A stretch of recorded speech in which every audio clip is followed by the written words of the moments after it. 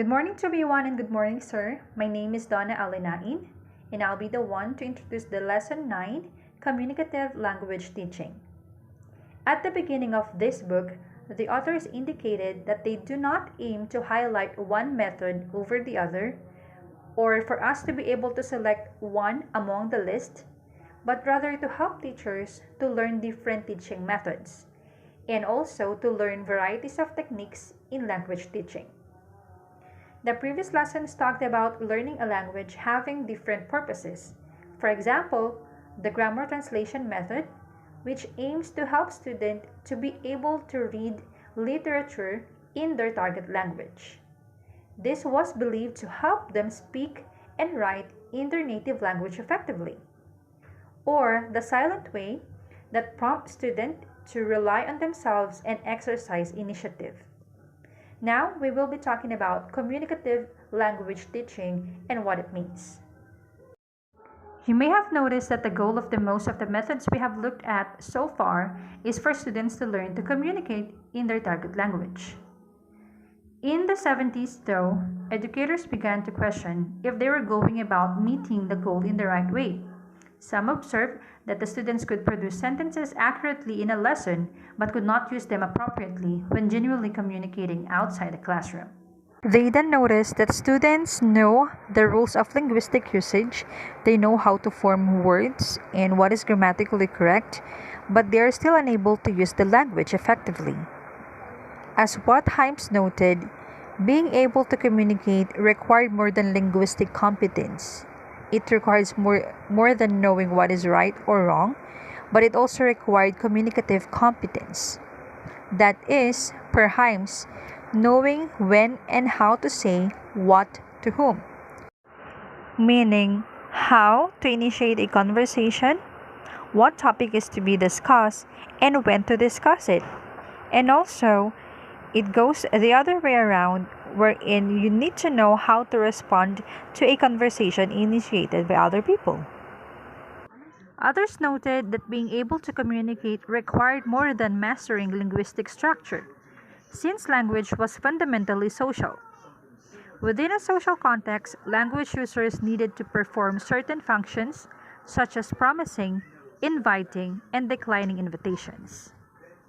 Above technicalities and structures, or knowing what is grammatically correct, it is important for us to realize why we study a language.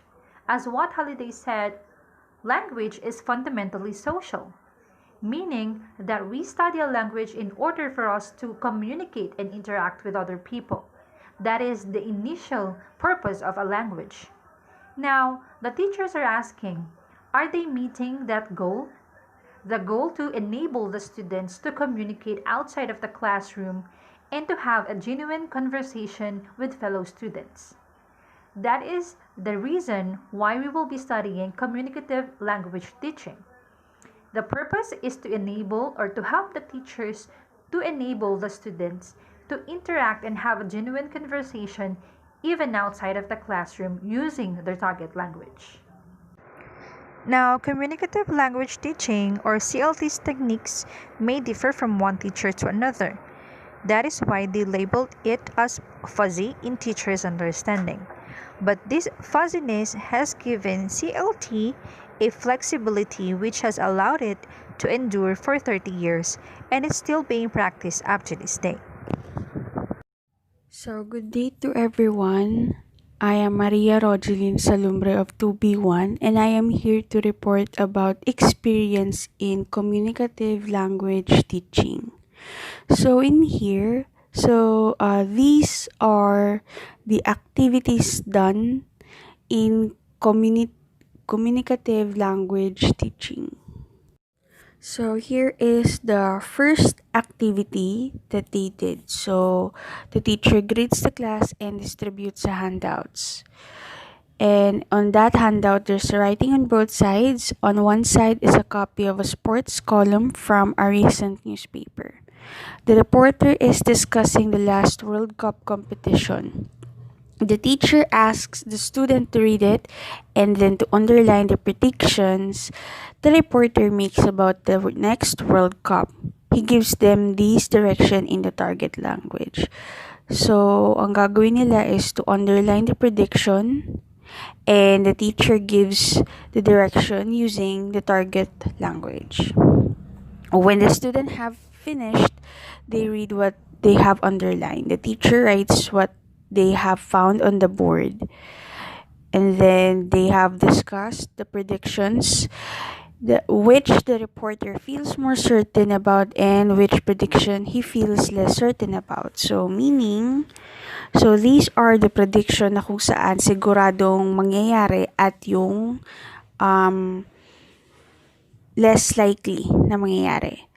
So the four sentences that they had is: France is very likely to win the next World Cup. Spain can win if they play as well as they have lately.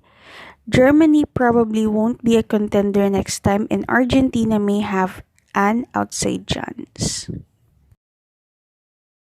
So within the predictions that they have, so here's what they did. Okay. So they have to paraphrase the sentences or giving it another way of expression. Okay. So one of the students raises his hand and then says, France probably will win the next World Cup. And then the teacher says yes. So meaning pwede siya. And then the teacher gave his own example. France is almost certain to win the World Cup. Okay. So that was from the teacher. And then the other student replied, but the next or the other example that he used is the second sentence, which is the Spain. So it is what he said is, it is possible that Spain will win the World Cup. So that is his sentences. And then the other student offers, there's a possibility that Spain will win the World Cup. Okay. So they actually all paraphrased the sentences that they have, and those paraphrases that they did should be at least close to the sentence or the original sentence or prediction by the reporter. So, di ba, pag nagpa-paraphrase tayo, we are only like or using other term for that sentence, and so we are just like changing it into another way of expression or another other words like that. For the next activity, the teacher announces that they will be playing the game. So the class was divided into small groups of 5 people each. He hands each group a deck of 13 cards. Okay. And then each card has a picture of a piece of sports equipment. As the students identify the items, the teacher writes each name on the board. So these are the equipments that was on the card. So basketball, soccer ball, volleyball, tennis racket, skis, ice skates, roller skates, football, baseball bat, golf clubs, bowling ball, badminton racket, and a hockey stick. And then the cards was shuffled, and only 4 of the students from each group are dealt with 3 cards each, and they do not show their cards to anyone else. And the extra card was placed face down in the middle of the group. So sa gitna nila, andun yung natitirang cards na hindi na ibigay dun sa isang group. And then the 5th person that wasn't given cards or that hasn't received cards, she's told to try to predict what is that dumduan or what which is one of their classmates will be doing the following weekend. The 5th student is to make statements like dumduan may go skiing this weekend. So that is her statement, and they actually use the target language for this statement. And then if one of the members of her group has a card showing skis, the group member would reply, for example, Dumduan can go skiing because I have her skis. So meaning, if one of those four people has the picture of the ski, then meaning the statement of the fifth person or the prediction of the fifth person is wrong. If, on the other hand, no one has the picture of the skis, okay, here.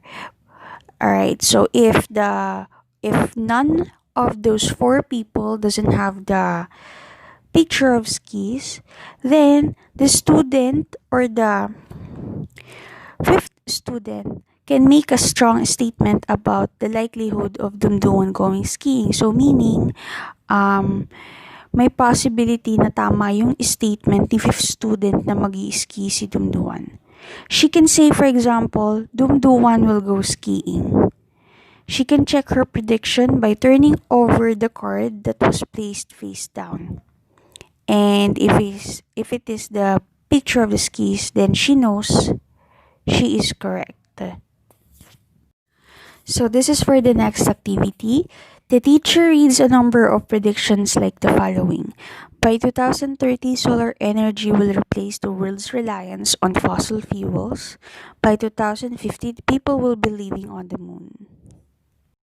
So the next thing students did, they were told to make their own statement or thoughts about how probable they think that these predictions are possible to happen and why they believe so. And also they were asked how they actually feel about it, like that.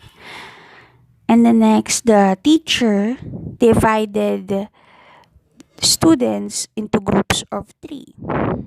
So since there are 20 students, so there are 6 group of 3 and 1 group of 2. Okay, one member of each group was given a picture strip story. So there are 6 pictures in a column on a piece of paper, but it doesn't have words. But then each picture tells a story. Okay, and then the student with the story shows the first picture to the other members of her group while covering the remaining 5 pictures. So the next thing that they will do, so the students will have to predict what will happen in the second picture as the first picture was shown. Okay, and then the first student tells them whether they are correct or not. She then shows them the second picture and then asks them to predict what the third picture will look like. And then the activity goes on, and then as they flip the other page or open the other page of the picture strip, then they will have to predict the next picture. So that's what they did. For the final activity, the students are told that they will do a role play. The teacher tells them to get into groups of 4. They are to imagine that they are all employees of the same company. One of them is the other's boss. They are having a meeting to discuss that will possibly occur as a result of their company merging with another company. Okay, so before they begin, they discuss some possibilities together. So they actually discuss what are the possible things that may happen after the merging of the company to the other company. They decide that they can talk about topics such as whether or not some of the people in their company will lose their jobs, whether or not they will have to move, whether or not certain policies will change, whether or not they will earn more money. So these are the possibilities that they have in mind. Okay, remember, says the teacher, that one of you in each group is the boss. So per group there is, or one of each group is the boss. You should think about this relationship if, for example, she makes a prediction that you don't agree with. For 10 minutes, the student performed the role play. The teacher moves from group to group to answer questions and offer any advice on what the group can discuss. So the role play will take up to 10 minutes, and then the teacher observes the discussion of per group, and then she gives any advice for them. After it is over, the students have an opportunity to pose any questions. In this way, they elicit some relevant vocabulary words. Then they discuss what language forms are appropriate in dealing with one's boss. So after the 10 minutes of the role play, so the students have an opportunity to have some questions, or yeah, pose any questions. So they elicit some relevant vocabulary words, and then also they discuss the appropriate language when you are dealing with the boss. So after the last activity, then the teacher gave them some homework about election. Okay, so they were about to predict who will win the next election and why they think they will do so. And then this topic will be discussed to their another class or to their next meeting. Good day everyone, my name is Charlie Malinta Mayo and I'll be discussing thinking about the experience in the given scenario that was discussed by Miss Alumbre. So basically, this is all about the observation that we can note and what are the principles they fall into.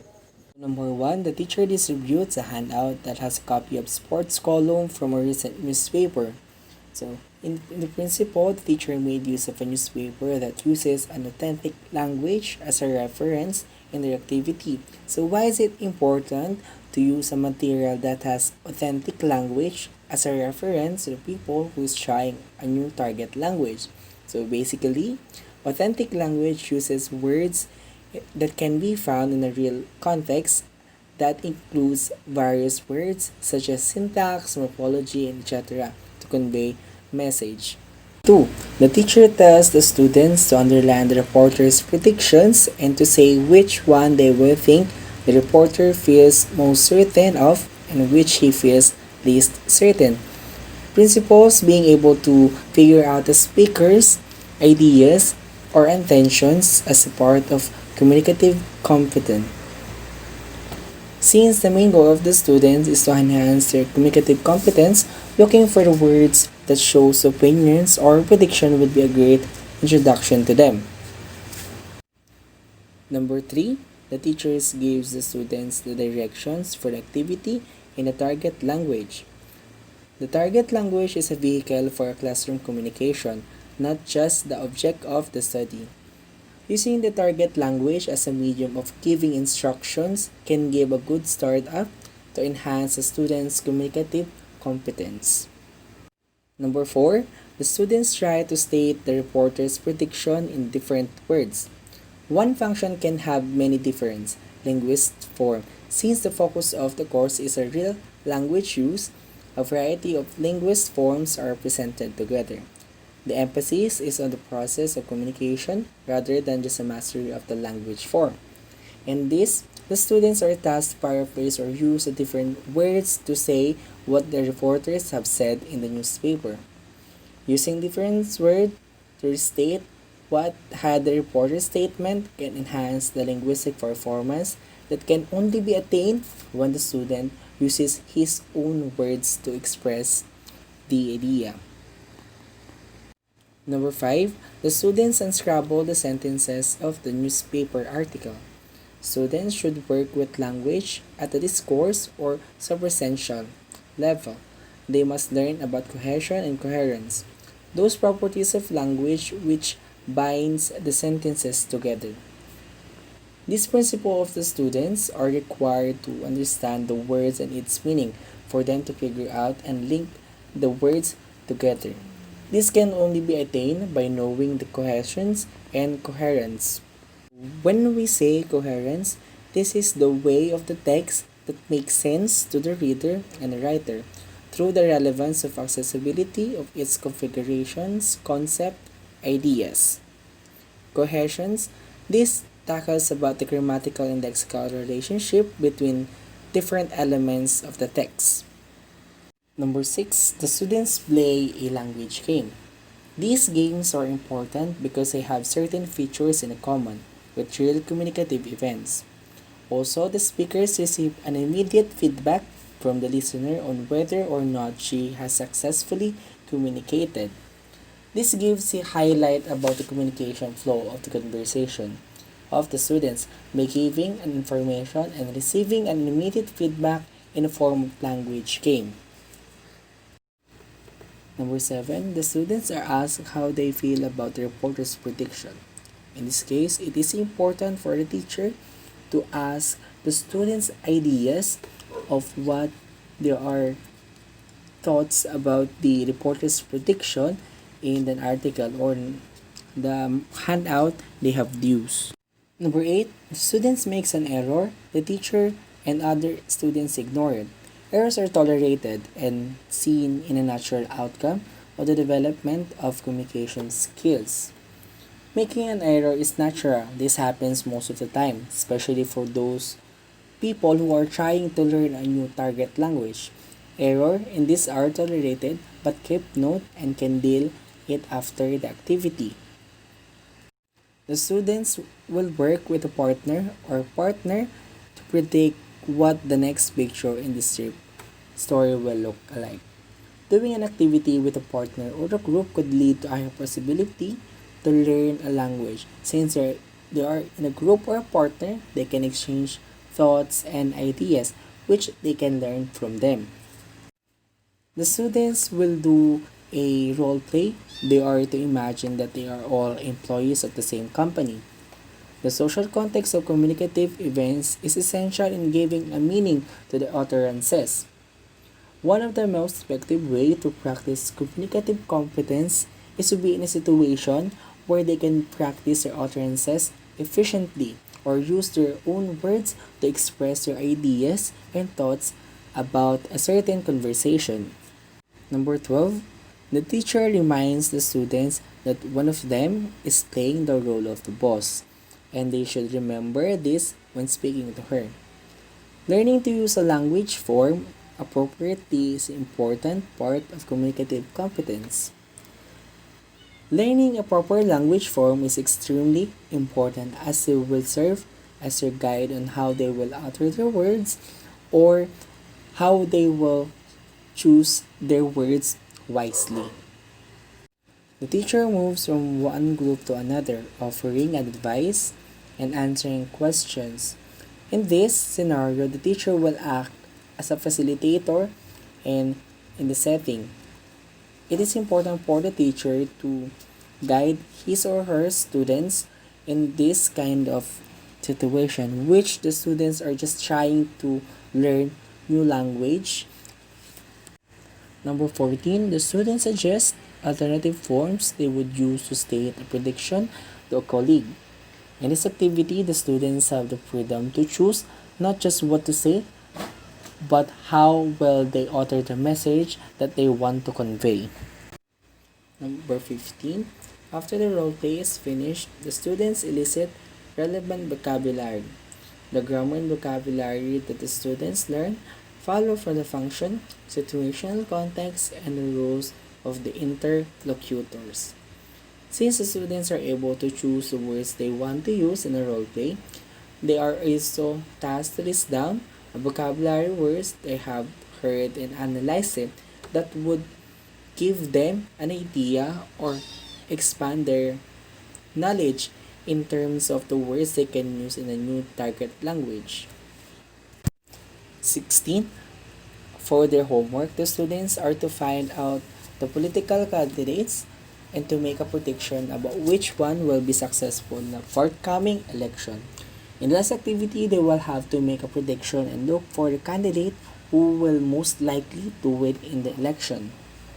They may be coach or strategies for how to improve their comprehension.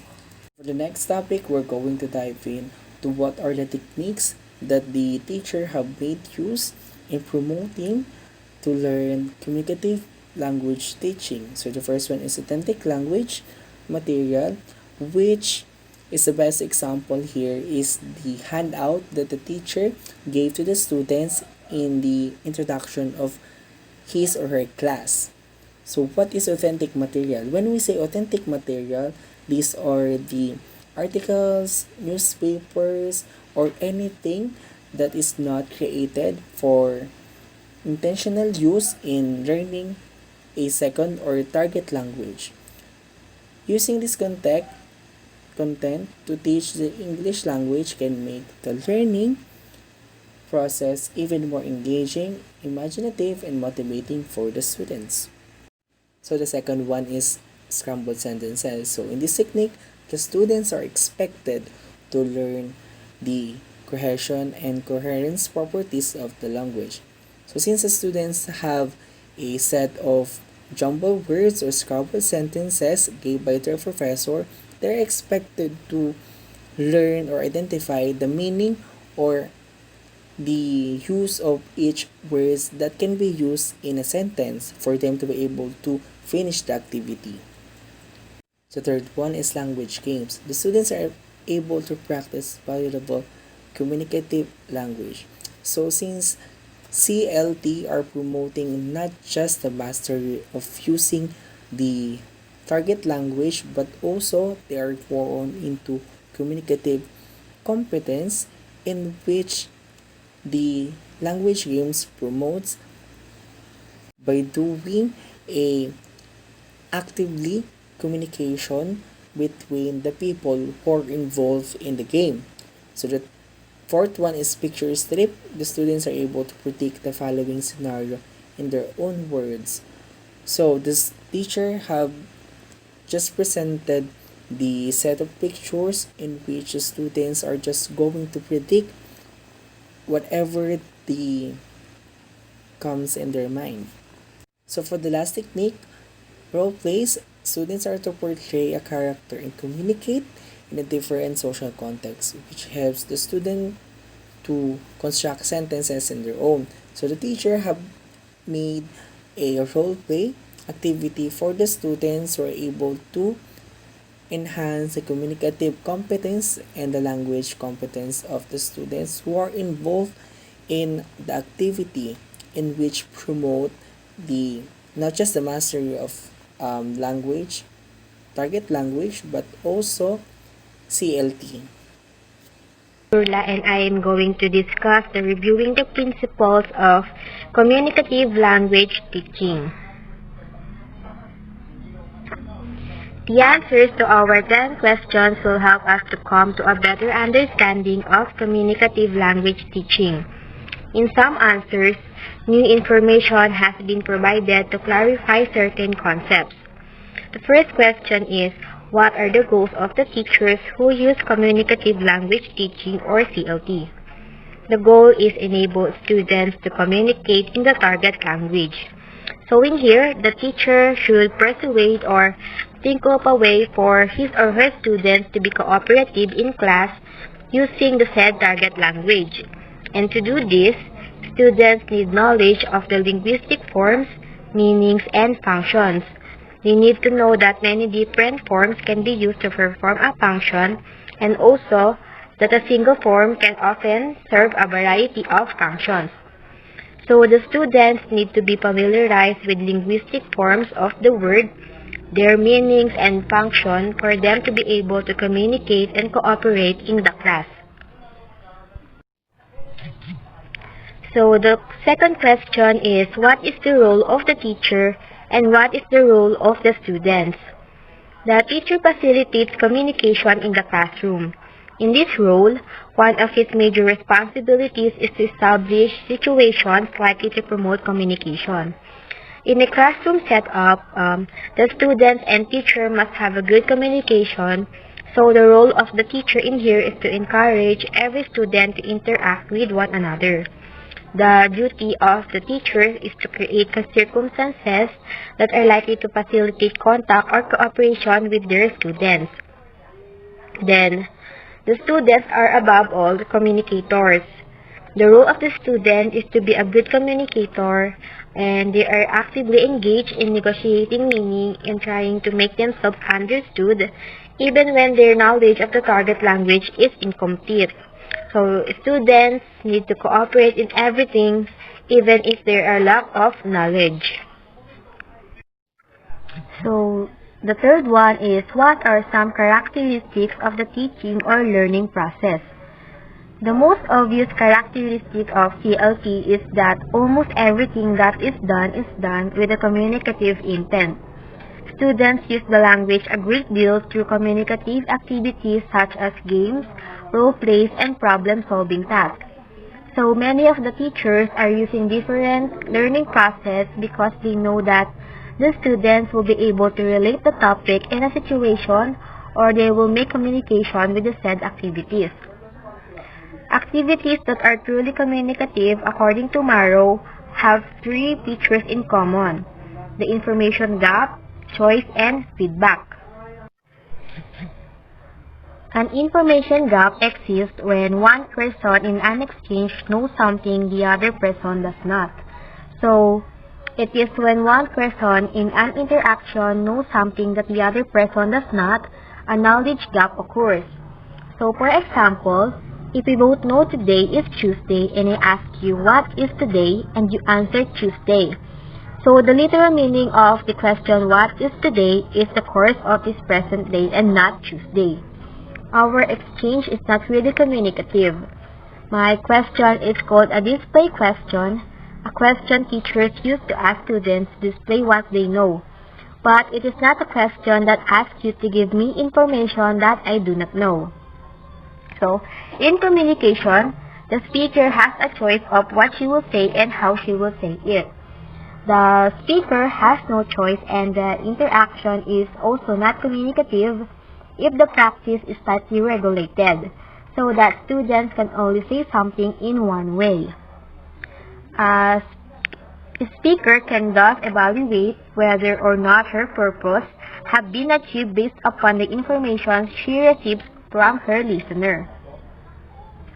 So, based on the information that the speaker receives from his or her listener, a speaker may determine whether or not his or her intention has been accomplished. If the listener does not have a chance to provide such input to the speaker, then the interaction is not really communicative. So, another characteristic of CLT is the use of authentic materials. It is considered desirable to give students an opportunity to develop strategies for understanding language as it is actually used. So the fourth is, what is the nature of student-to-teacher interaction and what is the nature of student-to-student interaction? The teacher may present some part of the lesson. At other times, he is the facilitator of the activities, but he does not always himself interact with the students. So it says here that a certain part of the lesson will be addressed by the teacher. His role is the facilitator, but he does not often communicate with the student by himself. The teacher creates circumstances that prompt communication between and among the students more often. Students interact a great deal with one another. So, the interaction of the student to student is to deal with one another. It can be pair, triads, a small group, or whole group. And number 5 is, how are the feelings of the students dealt with? So, one of the basic assumptions of CLT is that by learning to communicate, students will be more motivated to study another language since they will feel they are learning to do something useful. So, in here, according to CLT, the students will feel inspired because they know that learning another language will benefit them. And there are teachers that offer a student a chance to express their creativity by letting them share their thoughts and viewpoints on a regular basis. So the numerous opportunities for mutual experiences with their fellow students and the instructor improves student safety. So number 6 is, how is the language viewed and how is culture viewed? Language is for communication. Linguistic competence, the knowledge of forms and their meanings, is only one part of communicative competence. Another aspect of communicative competence is knowledge of the functions that language is used for. So it says that the language used to use for interaction. For example, a speaker can make a prediction by saying it may rain or perhaps it will rain. So in here, modal forms is present because may is used to make prediction or to give permission. Thus, the learner needs knowledge of forms and meanings and functions. However, in order to communicate be competent, this information must also be used and the social situation taken into account in order to communicate its intended meaning adequately. Culture is everyday lifestyle of people who use the language. There are certain aspects of it that are especially important to communication, and it is the use of nonverbal behavior.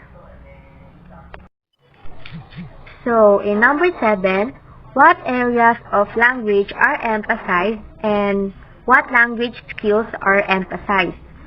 Language functions might be emphasized over forms. Typically, although not always, a functional syllabus is used. A variety of forms are introduced for each function. So, the student should have their knowledge of what is the difference between would you and could you for them to emphasize the functions of the said words. And students work with language at the discourse or suprasential level. They learn about cohesion and coherence. For example, in our lesson, the students recognized that the second sentence of the scrambled order was the last sentence of the original sports column because of its introductory adverbial phrase. In the final analysis, this adverbial phrase is a cohesive device that binds and orders this sentence to the other sentences. The students also recognized the lack of coherence between the first two sentences of the scrambled order, which did not appear connected in any meaningful way. So, students work on all four skills from the beginning. Just as oral communication is seen to take place through negotiation between speaker and listener. So, too is meaning thought to be derived from the written word through an interaction between the reader and the writer. So, in here, the writer is not present to receive direct input from the reader, but the reader tries to understand the intention of the writer, and the writer writes with viewpoint of the reader in mind. And number 8 is, what is the role of the student's native language? Judicious use of the student's native language is permitted in CLT.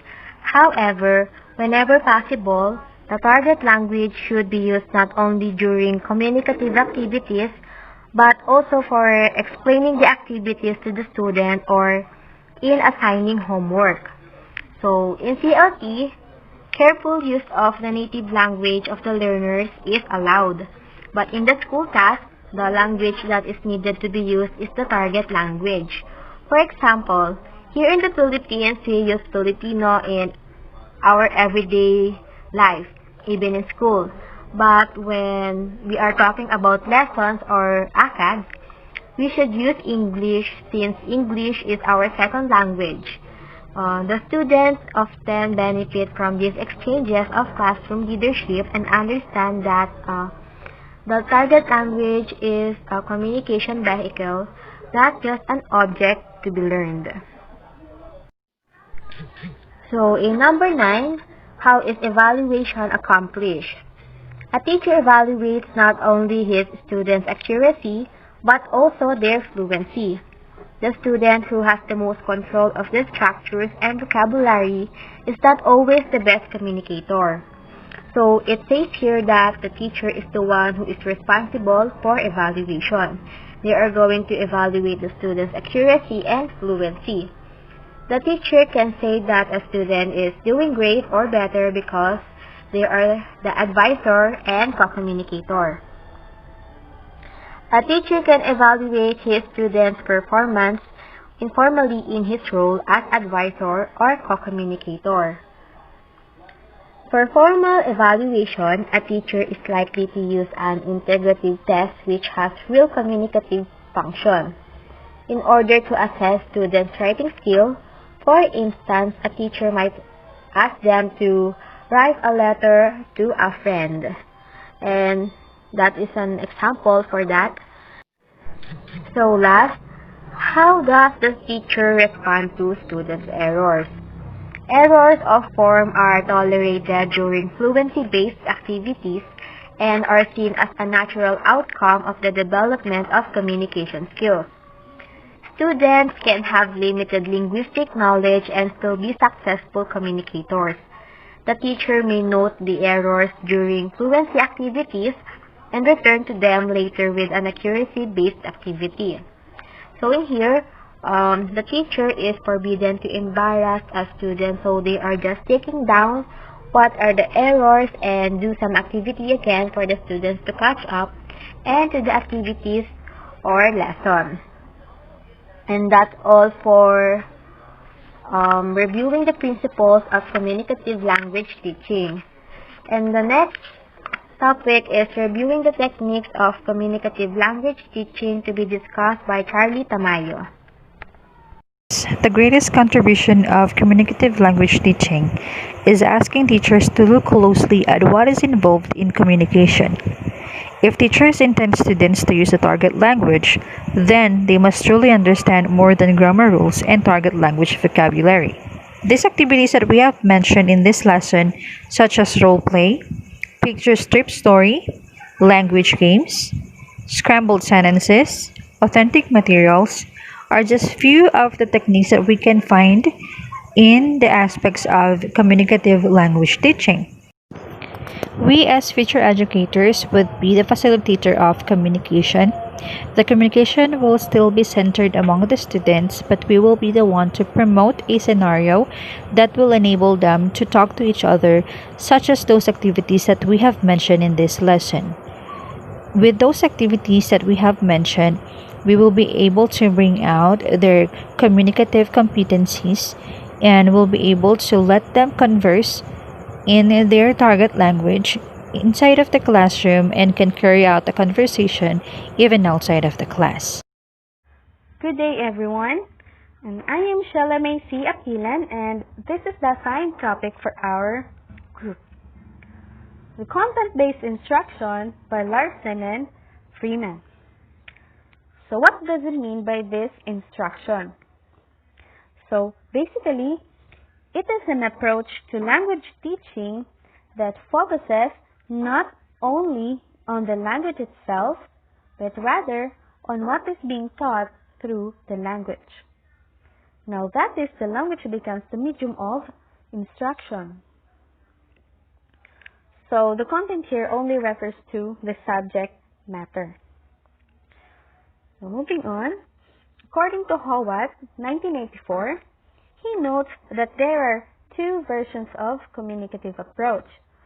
These are the weak version and the strong version. Now under weak version, it says it recognizes the importance of providing learners with opportunities to practice English for communicative purposes. When the strong version, it goes beyond giving students opportunities to practice communication. It also asserts that language is acquired through communication. In the weak version, it could be described as learning to use English, or you have to learn first English before you can use it, or before you use it. While the strong version, it entails using English to learn it. Content-based instruction, which we are about to explore in this chapter, task-based and participatory approaches belongs on this strong version category. What they have in common is that they give priority to communicating over predetermined linguistic content and teaching through communication.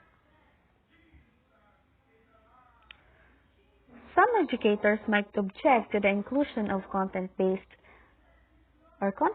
task-based, and participatory approaches in a methods book, for they may be comfortable calling these syllabus types. But others may feel that a method designation is very appropriate. So, educators have different opinions about these things. So, Snow, 1991, said that, for instance, characterizes content-based instruction as a method with many phases. So, both to make the case for content-based instruction as a method of language teaching, and to portray the great variety of forms and settings in which it takes place.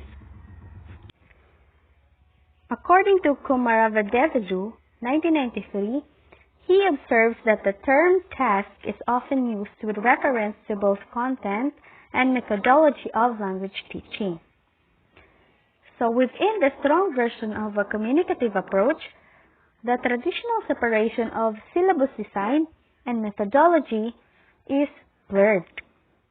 Because if students learn to communicate by communicating, then the destination and the route become one and the same. In the United States, the CBI instruction was begun to help English language learners in public schools.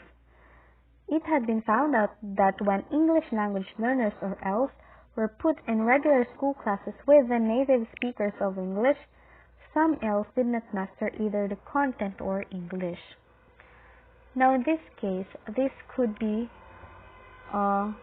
possibly happen. Why? Because, according to our previous topic, under the educational context, which is immersion, wherein the ELLs was merged into these native speakers of their target language, which is English, klaro-klaro talaga na mahihirapan talaga sila. Kasi, ang competition, paano sila makikipag-compete kung lamang na ang mga native speakers sa language pa lang? So, kung ganyan, maapektuhan talaga ang content learning nila. So, by that, the instructors teach academic subjects such as history or science while teaching the language that is related to that content. So, ang ginawa na lang ng mga instructors, they integrate the language teaching on the teaching of their content or the subject matter. Habang tuturo si teacher ng subject nila, let's say, the science, doon ini-incorporate ni teacher ang unti-unti ang language teaching. So, language, this becomes the medium for learning the content. So, ito yung pinaka-best way na para mapadali or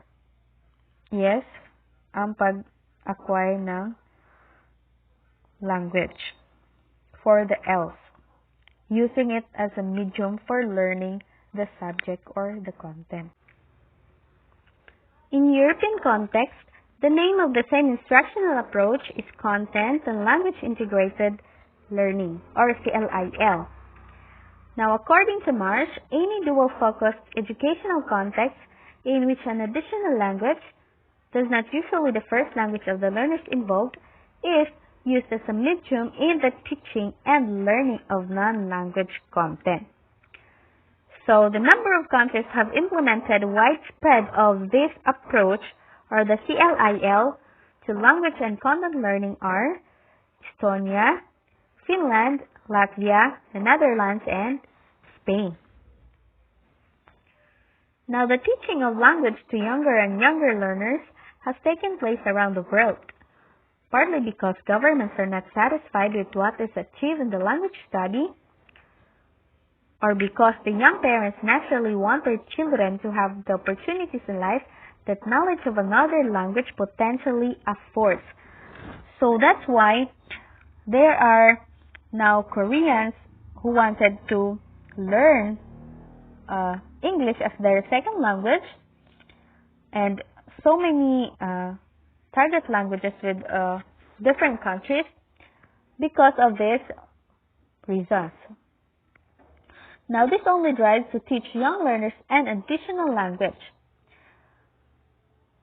This only, learning this second language only drives them to have or to add their language needs, not just to disregard their native language, instead an additional language knowledge. So this is considered with regards to two important factors. First, it is important for children to establish literacy in their native language before learning to read and write another language. So this is very important. Dapat establish muna ang native language ng mga else before sila mag-try na mag-acquire ng another language. Kasi for me, personally, it would be very difficult for them to jump on learning the second language without establishing their first language. Kasi yung first language or the native language, yun yung pang-araw-araw nila na language na ginagamit.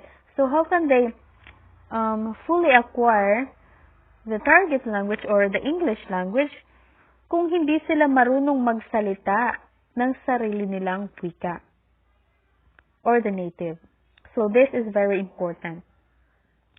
Second, it is important to draw on what is known about children or how children learn in order to develop a program that meets their needs. So, dapat as teacher, magaling tayo mag-evaluate kung ano ang pangangailangan ng mga estudyante natin para makagawa tayo ng or makadevelop tayo ng mga programs or activities na ma-meet yung mga pangangailangan na yun. So, dapat, kung gagawa tayo ng mga program, in line or may sense, hindi pa parang gawa-gawa ka na lang pero hindi pala na-meet yung needs ng mga estudyante mo. So, nonsense. Dapat may basis ka. So, it is not simply the case that the earlier the better when it comes to language instruction. So, that is very true. So, this is the very best example on our topic. So, for instance, in planning to teach a concept of quadratic equation, a teacher might construct the following possible outcome statement. So, students will be able to solve quadratic equations, discuss different methods of solving the same quadratic equations, and write a summary of each method. So, they are going to solve, discuss, and write, which are the descriptive verbs that determine whether a particular outcome addresses the knowledge and skill of a content area or specific language functions. So how this activity relates to this instruction? So here it is. Solving a quadratic equation describes a content outcome because solving literally on the content or the subject matter, which is mathematics. And whereas discussing and writing about the methods used to solve a quadratic equation literally describe the language outcomes because andito na integrate si writing, discussing, yun, yes, itong dalawa na to, these are under language teaching. So, generally, this activity suits this approach, which is the content-based instruction. In a subject matter, which is mathematics, na-insert ni teacher ang language teaching, which is pina-explain niya ang process or yung methods at pinasulat niya. So, that is already language teaching. This example is very appropriate to this approach. Now, let us step up into the classroom setting. A 6th grade class in an international school in Taipei, Japan is studying both geography and English through content-based instruction. Now, there are Chinese speakers, Japanese, and few speaks Korean. But their English proficiency is at a low intermediate level. Now the teacher asks the students in English what a globe is. A few call out world, other makes a circle with their arms, other are just silent. Then the teacher reaches her desk and takes out a globe. She puts the globe on the desk and asks the students what they know about it. Now, the students call out answers enthusiastically, and the teacher records their answers on the board. Now, when they have trouble explaining a concept, the teacher then supplies the missing language. Next, the teacher distributes handouts that she has prepared based on a video understanding globes. Now, the teacher has listed these 10 geographical terms. So, for the purpose that she wanted her students to read the passage and fill in the blanks based on their vocabulary. Now, it calls attention to a particular verb pattern in the closed passage. So these are located, are code, is used, and etc. Here. Points of interest are located on the globe by using a system of imaginary lines. For example, that is example. Now, she tells students that these are examples of the present passing, which they will be studying in this lesson. So, doon inintegrate ni teacher ang language teaching sa content niyang geography. That activity is the best example. Ang naging result ng activity na yun is positive. Meaning, na-reach ni teacher ang kanyang objective, which is teaching language in a content-based approach. Kasi natuto ang mga estudyante paano i-locate ang mga places sa world at kung paano nila sasabihin or i-describe ang location. So, hello, good day. This is Joanne May Tolibas, here to discuss one of the parts of rational for content-based instruction. So, after discussing the rational for content-based instruction, let's now move on thinking about the experience. So, under the thinking about the experience, we have two, which are the observation and the principles. First, we have the observations. Observations is where we can relate our experience as a teacher, as an educator, to our students. And observations helps us to create and connect to our students in a way that they will understand because they've experienced this and relate in relation to our topic.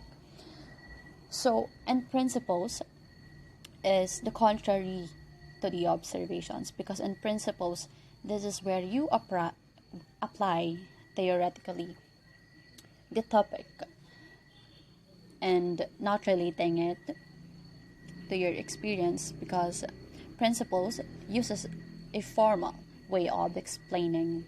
But on the other hand, that's why we have the observations, to make it simpler and so that they can absorb the topic easily and they can remember the topic easily, because one day they will be reminded that, oh, I've experienced this, and also our teacher explained this to us in a way that we can remember because we have experienced this. So that will be all in teaching about the experience. So now we move on the teacher preparation. So of course, as an educator, we teach a topic and we do not come unprepared. We do not come without any material so we can show that would make them visualize our topic, or even what do you call this, preparation about topic, or about the background of the topic. So teacher preparations, this includes, of course, the educators preparation before the day of their what do you call this, of their teaching. And also this includes the material you're using. It may be your computer, flash drive. This could be papers or charts, or whatever that is, would make be that would make the lesson easier for the childrens that learn, especially whenever it is visualized. So that would be all in teacher preparation and the teaching, thinking about the experience. Good afternoon, everyone. I am Florian Napagahian, and I will discuss the continuation of our topic, the content-based instruction by Larsen-Freeman. Whole language. Whole language, or WL approach, as the name suggests, calls for the language to be regarded holistically rather than as piece. Example, the vocabulary, the words, the grammar structures, and the pronunciation points. Although it originated in class for children who speak English as a native language, the whole language approach has often been used with the second language learner as well.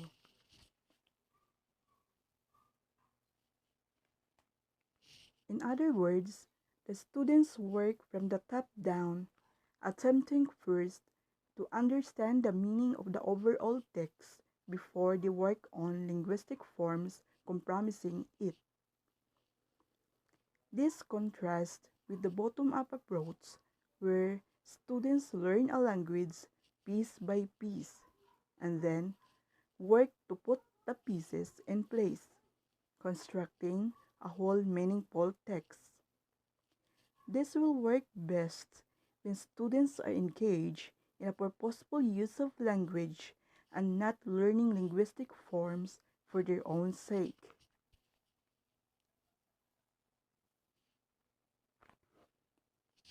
Therefore, the whole language educators provide a content-rich curriculum where language and thinking can be about interesting and significant content.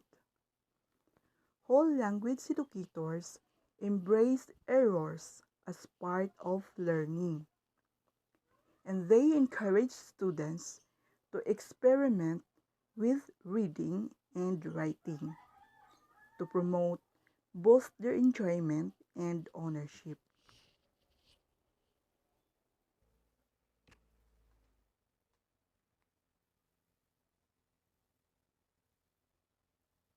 Whole language and CBI educators embrace the ideas of Vygotsky in 1978 about the social nature of learning as a social process.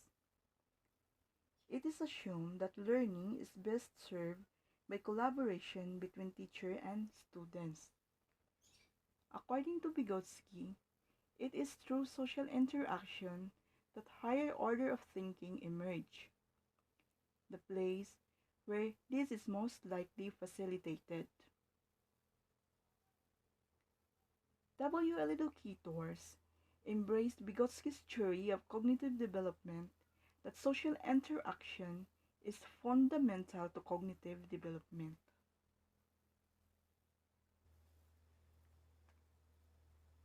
Zone of Proximal Development, or ZPD. The distance between the actual development level of the learner, as determined by the independent problem solving, and the level of potential development, as determined through problem solving under adult guidance, in collaboration with more capable peers by Vygotsky of 1978-86.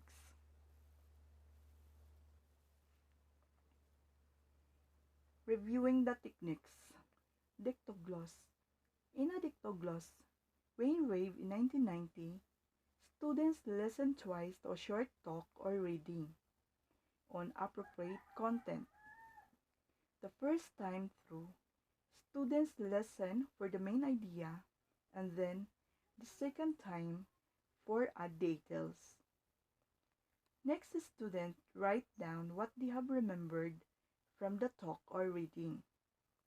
Some teachers have their students take notes while listening. The students then use their notes to reformulate what they have read. Students get practice in note-taking in this way. They work with a partner or in a small group to construct together the best version of what they have read.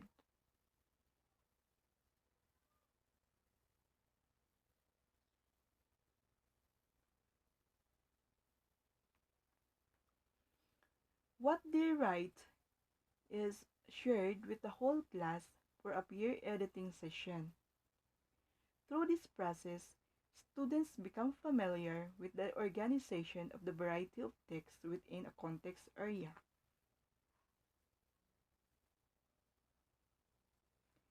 Graphic organizer.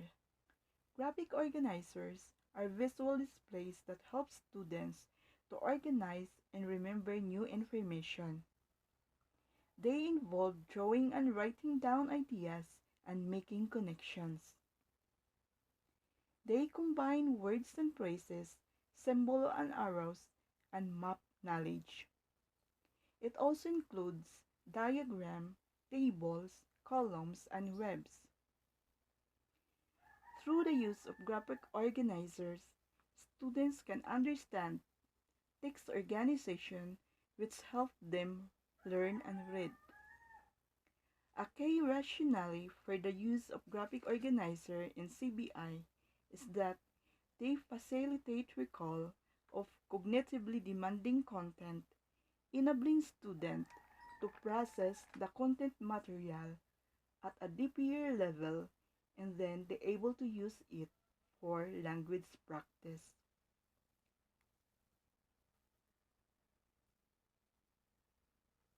A language experience approach. Students take turns dictating a story about their life experiences to the teacher, who writes it down in the target language. Each student then practice reading his or her own story with the teacher's assistance. The language experience approach applies the principle of word language, the whole language. The text is about content that is significant to the students. It is collaboratively produced. It is whole since it is the student's story, the link between text and meaning as facilitated.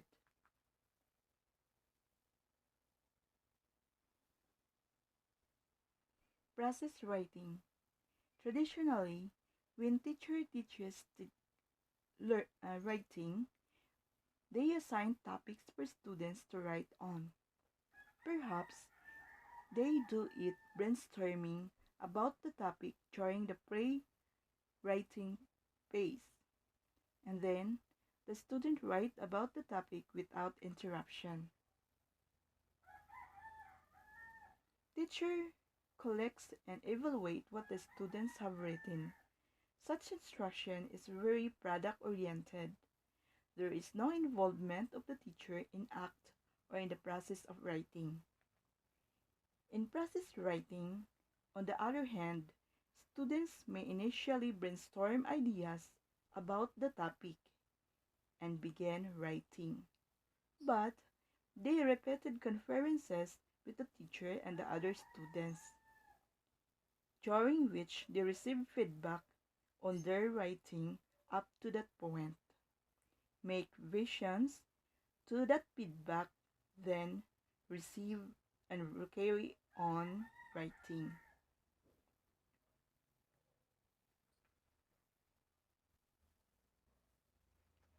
Through this way, the students learn to view their writings as someone else reading and to improve both the expression of meaning and the form of their writing as they draft.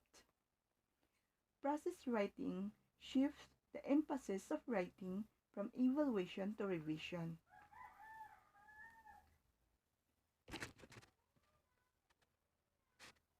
Dialogue journals. Another way to work a literacy skills is to have students keep dialogue journals. The particular way that journals are used varies, but it essentially involves students writing in their journals in class or for homework regularly, perhaps after each class or once a week. There may be a particular focus on the writing, such as the students expressing their feelings towards how and what they are learning. Or the writing focus could be in anything that the student wishes to communicate to the teacher. Usually, it is the teacher who dialogues with the student. For example, the audience for the journal. The teacher reads the student journal entry and write a response to it, but does not correct its form. In conclusion, the content-based instruction, with all of its many phases, offers teachers a way of how they would address the language and content learning, and allows students to make ongoing process in both. This can provide an efficient manner of learning, ensuring that students are not left behind while learning the language or while learning the content. CPI can also be an effective way for students to learn language or language class, using such themes that I have mentioned wherein the students are most interested with. Now, such themes can provide motivation beyond intermediate levels of proficiency and could prepare the students, if they choose to, for transition to content area classes in school, college, or university. Good day everyone, I'm Crizel Jana Bautista and I'm here to discuss the task-based language teaching or TBLT. So these are the content of this report. First is the historical background. So task-based language teaching started in the 1970s when scholars argued that the language instruction should teach both grammar and meaning.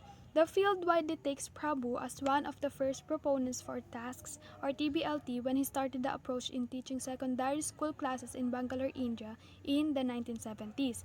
So there were two studies undertaken on looking at a task-based approach for teaching. The first one is the Malaysian Communication Syllabus in 1975 and yung tinutukoy dito which is the Bangalore Project in 1987. So it was popularized by Prabhu. He thought that tasks were a way of tapping into learners' natural mechanism for second language acquisition. So from then on, TBLT began to be recognized and widely discussed in language teaching and research in second language acquisition. So some of its proponents believe that TBLT develops from communicative language teaching or CLT, the predominant language teaching approach since the 1970s, because TBLT shares the same several principles with CLT. From the 1980s, tasks and task-based language teaching or instruction have become increasingly preferred terms to those communicative activity or communicative language teaching. So, sinasabi na TBLT has its origin in communicative language teaching because they share same several principles. Mamaya madidiscuss rin yung principles nitong TBLT. So, tinawag na task or task-based language teaching or instruction yung mga communicative activity or communicative tasks. Though TBLT is argued to have originated from CLT, it has its own rationales from different philosophies and approaches toward language instruction. Nowadays, TBLT is a broad term which involves not only research and teaching, but testing and curriculum design in second language acquisition. So what is task? It is an activity in which learners communicate meaningfully. It has a clear outcome so that the teacher and students know whether or not the communication has been successful. So for Iskehan, tasks primarily focus on meaning and resemble real-life situations. Since tasks are goal-directed activities, participants decide which language forms to use to achieve the goal. So, ito yung mga activity or the task itself na sineset ng mga teachers sa mga learners na kailangan nilang ma-achieve or magawa through meaningful communication. And yung mga task na yon kailangan clear yung magiging outcome nila para masabi na successful iyong tasks. So what is task-based language teaching? TBLT is an approach which offers students opportunities to actively engage in communication in order to achieve a goal or complete a task. TBLT seeks to develop students' interlanguage through providing a task and then using language to solve it. So it uses tasks as the core of planning instruction in language teaching or language learning. It is an approach rather than a method. It focuses on meaningful tasks rather than focusing on particular grammar units. Language engages on meaningful tasks, and students will have more exposure to a variety of different language, like lexical phrase, collocation, and patterns of language. Pero may sinabi tayo kanina na some educators move to task-based syllabi or syllabus. So, what are syllabus or syllabi? Syllabi, plural form ng syllabus. So, it is an outline or brief statement of discourse, subject of a course or lectures, content of curriculum, yung kagaya ng mga sinasend sa atin ng mga prof natin, ng outline ng magiging takbo ng SEM na yon, like that. So, in 1976, Wilkins distinguished between two types of syllabi. First is synthetic syllabi, comprise linguistic units, grammar structures, vocabulary items, functions, etc. The units are ordered logically in a sequence from language simplicity to language complexity. The learner's responsibility is to synthesize the linguistic units for the purpose of communication. Next is the analytic syllabi, organized in terms of the purposes for which people are learning language and the kinds of language performance that are necessary to meet those purposes. So itong task-based syllabus na ito nagpo-fall into category of an analytic syllabus, which composed of tasks and not sequence of linguistic items. Dahil nga naturally dahil nga yung analytic syllabi hindi siya nagfo-focus sa grammar structures or linguistic units. But Elise point out that there is a difference between a task-based syllabi and task-based language teaching. Task-based syllabi have been criticized for the absence of grammatical items. So, dahil nga nagpo-fall itong task-based syllabi sa analytic syllabi or syllabus, hindi siya nagpo-focus sa grammatical items or dun sa linguistic units na sinasabi. While in TBLT, it does not exclude it. Instead, na ine-enhance pa yung mga grammatical items na ito through communicative tasks. So, focus tasks do not call for speaking but instead designed to raise learners' consciousness with regard to specific linguistic items. For example, tracing a path on a map of a town following directions given by a teacher.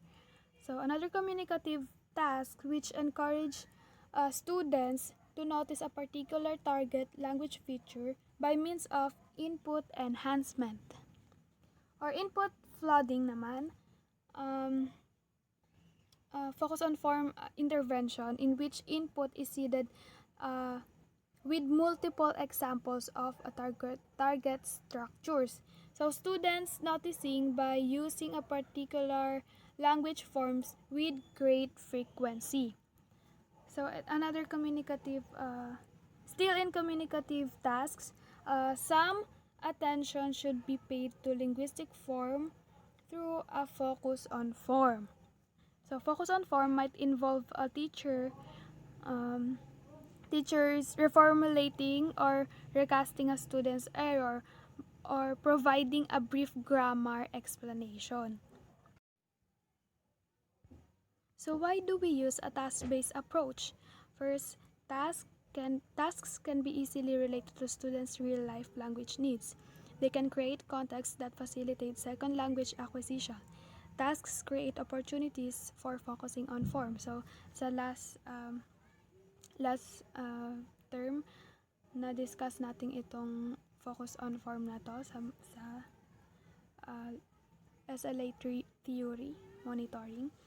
So, itong TBLT, nagagamit siya sa real-life language needs dahil nga kailangan ito ng communicative tasks or kailangan ng meaningful communication. Students are more likely to develop intrinsic motivation in a task-based approach. A task-based approach enables teachers to see if students are developing the ability to communicate in an second language, in an L2 or second language. So sabi nga kanina, yung tasks kailangan meaningful, tapos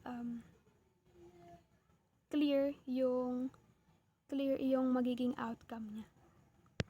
So, approach the nature of language learning. Language is primarily a means of making meaning. Multiple models of language inform task-based instruction. The focus, conversation, and meaning making. Lexical units are central in language use and language learning. Conversation is the central focus of language and the keystone of language acquisition. So yun nga, dahil nga nagsaset ka ng task sa mga students, kailangan gumamit sila ng language sa kanilang communication. So this topic will be discussed by the next reporter. My name is Janler Mabolo from 2B1. This is the activity Principle of Task-Based Language Teaching. Making errors is natural and is considered as a part of the process. Is acquiring the target language. Ang sinasabi rito is, ang mga errors daw ay natural lang. And kapag nagkamali ka is hindi po yun hindi yun talaga pagkakamali na na magigilty ka kasi nagkamali ka, hindi po, kasi po part ng process po yun para matuto ka. Next is number 2, exposure to comprehensible input is crucial. Sinasabi naman dito sa number 2 is dapat daw yung mga impormasyon na pumapasok sa mga bata is dapat daw ay parang malaman, ganun, hindi siya yung parang walang sense. Next is number 3, learning tasks facilitating learners to engage in interactions are essential. Next is 4, learners need to be encouraged to produce the target language as producing the target language facilitates learning. Sinasabi dito, dapat daw yung learners is nakakapag-produce sila ng tamang impormasyon sa language, ganun. Tapos, para daw mapacilitate yung language ng maayos. Next is number 5. Although language production may be encouraged from the early stage in the learning process, it is reasonable to allow a silent period. So, ang sinasabi dito, sa language production daw is, sa early stage daw is, nakaka-encourage daw talaga sa learning process. Pero daw, okay lang daw, reasonable daw pag tahimik daw, ganun, o silent period. Next is, focus on form is necessary. Yun, focus sa mga tinuturo, ganun. 7. Second language teaching and learning pace should be made reasonable for both learners with higher and lower aptitude. Yun, sa sa second language teaching and learning daw, dapat daw normal lang daw yung may mataas saka may mababa na aptitude. Ibig sabihin nun is, dapat parang parang nilulugar mo yung level mo ng pagtuturo. Hindi naman dapat, kunwari, magtuturo ka sa grade 3, tapos mga tinuturo mo sa kanila na language is, hindi na angkop sa kanila, parang mahihirapan na sila sa ganun. Next is 8. Language learning tasks should be varied to cater for the needs for both extrovert and introvert learners. So yun, ano ba yung extrovert tsaka introvert learner? Yun yung mga natututo sa based on my sariling lang. Based on my own opinion, yun yung mga natututo lang sila pag nagsusulat sila, may mga ganun. O kaya yung iba naman, natututo naman sila pag nakikinig. Tapos yung iba naman, mas natututo sila pag nakikinig ng music. Parang ganun. Next is number 9. Learning tasks should encourage learners to attend both meaning and form to be varied in order to accommodate learners with different learning strategy preference. Yan. Yun. Dapat daw ma-accommodate nila yung mga different strategy ng pagtuturo. Gaya nga ng sinabi ko kanina sa number 8 is, dapat parang kahit anong style ng pagtuturo, dapat matuto sila, dapat maging fit sila sa kahit para di sila mahirapan. Yon, teaching and learning processes should foster motivation and minimize learner anxiety. Yun dapat daw is maging motivation tsaka ma-minimize sila yung kaalaman na yun nakukuha nila. Next, number 11. The choice of teaching and learning tasks and content should be based on the learner age.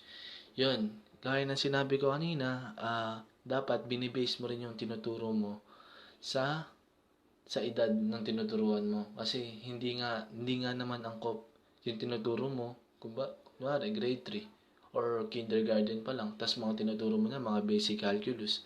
Alam, matututunan, hindi nila maintindihan yun kasi hindi pa nila kaya intindihan yun kasi masyado pa silang bata. Next, number 12. Learning tasks should arouse and maintain learners' learning motivation. Mga mo daw, dapat yung mga ginagawa mong tasks or activities, dapat daw is parang approachable, parang kaaya-aya, parang napakadali lang para sa kanila nasagutan. Para hindi sila mawalan ng gana, ganon. Yun yung sinasabi dito sa number 12. Next, 5. Objective of task-based language teaching. To facilitate students' language learning by engaging them in a variety of tasks that have a clear outcome.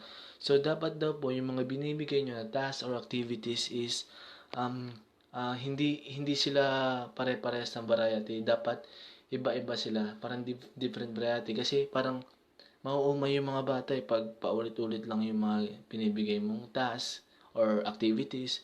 Siyempre mawawalan sila. Tapos dapat is makikita mo talaga yung outcome ng kung ano yung nangyari o kung may natutunan ba sila sa activity na yun o sa task. Next is to give learners confidence in trying out whatever language they know. Yon, di ba? Sabi nga, to give learners confidence in trying out whatever language they know. Yun, dapat daw mapalabas mo yung mga natutunan nila. Hindi pwedeng na silent lang siya dyan. Paano malalaman kung natututo siya? Dapat mapalabas mo kung ano yung mga sinasabi mo sa kanya, kung natututo ba talaga siya. At dapat natututo siya. Kasi hindi naman pwede na nakikinig nga siya. Tanong, natututo ba siya? dapat mapalabas mo rin sa mga task and activity na gagawin mo. Next is to give learners an experience of spontaneous interaction. Sabi dito is parang dapat dapat mabigyan mo sila ng experience sa para makikipag-ugnayan para habang bata pa sila is matuto na silang makipag-ugnayan sa from one to another person or people, ganon. Dapat matuto sila ng ganon. Kasi, di ba, may kasabihan tayo na hindi mabubuhay ang isang tao kung siya lang lagi mag-isa. Next is to give learners chance to benefit from noticing how others express similar meaning. Kunwari, dito, example is, yung sa Tagalog is nang, tsaka nang. NG, tsaka NANG. Yun, dapat ipaliwanag mo sa kanila yung kasi, yun nga, yung similar kasi, similar sila ng tunog, pero iba naman pala yung meaning. Dapat, yung mga ganun dapat tinuturo din. And that's all po for my report. Thank you. Types of learning and teaching activities in task-based form. The first one is listening. So in listening, they were listing down the ideas that they get from the brainstorming or the fact finding they're doing based on the task, and then ordering and sorting. These are the sequence or ranking in categorizing and classifying the tasks that they're doing, and then comparing. Of course, it is a matching the similarity, finding the similarities or the differences, and then the problem solving. These are analyzing real or hypothetical situations, and then reasoning and decision making, and then sharing personal experiences. Mm, they are narrating or describing and exploring. So, they explained attitudes, opinions, and reactions based on the task. And then, creative tasks. These are types where it brainstorms on fact finding, ordering, and then sorting, comparing, and then many others according to Wales in 1996. So the next is the learner's role. So in learner's role, we have first the group participant. So in group participant, many tasks will be done in pairs or in small groups. And then in lead role in their own or the monitor. So in the task-based learning, so tasks are not employed for their own sake, uh, uh, but as a means of facilitating learning. So class activities have to be designed so that students have the opportunity to notice how language is used in the communication. And then the risk taker and then the innovator. Um, Many tasks will require learners to create and interpret messages for which they lack for linguistic resources and prior experience. So this skill of guessing from linguistic and contextual context contextual cues, asking for clarification and consulting with other learners may also need to be developed. So how about the teacher's roles?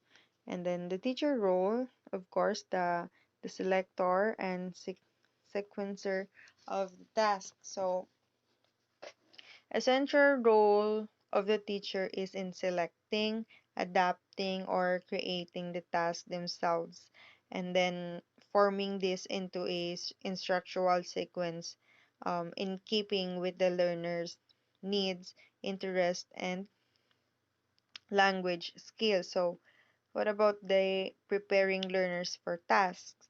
So, activities might include topic like introduction, clarifying task instructions, helping students or recall useful words and phrase to facilitate task accomplishment, and providing a partial demonstration of the task and procedures. So what about the consciousness raising? So in consciousness rising, the teacher establish conditions and develop activities so that the students are able to practice the language in a meaningful context. So the teacher is also an instrumental in creating a positive and supportive learning environment within the class. Research examples, Richards and Rogers, 2004. So, according to them, task-based learning is an approach that uses task as the main unit for planning and instruction. Language is meaningful so that the learners engage in task and thus learning takes place. And then, Willis and Willis in 2007 said that a good task not only generates interest and creates an acceptable degree of challenge, but also generates opportunity for learners to experience and activate as much language as possible. And then focus on language occurs when learners pause their process for meaning and switch to thinking about the language itself. So focus on forms occurs when the teacher isolates a specific structure and explains it outside the context of the communicative activity. So that's all for the task-based language teaching. Thank you. That sums up a part of today's lesson.